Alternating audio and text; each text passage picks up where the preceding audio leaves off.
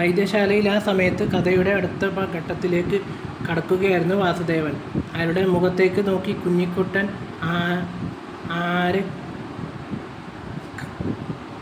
അരക്കെട്ടൊന്ന് ഇളക്കിയിരുന്നു. പുറത്ത് ഇരുട്ട് കയറി വരുന്നു. എണ്ണയിട്ട് കത്തിച്ച വിളക്കിൻ്റെ വെളിച്ചത്തിൽ വാസുദേവൻ്റെയും കുഞ്ഞിക്കുട്ടൻ്റെയും മുഖം ചുവന്നു തിളങ്ങി. ഞാൻ എവിടെയാ പറഞ്ഞു നിർത്തിയത്? വാസുദേവൻ ചോദിച്ചു.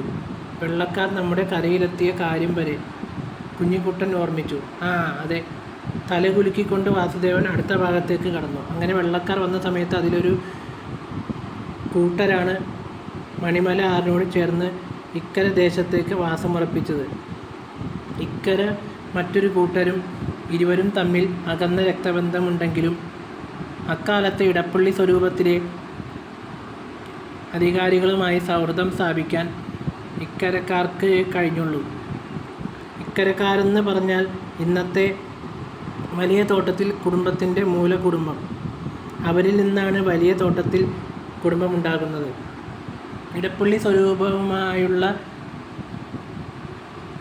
അടുപ്പമുണ്ടാക്കിയതിന് പിന്നാലെ ആ കുടുംബത്തിലെ മൂത്ത കാർന്നവരായ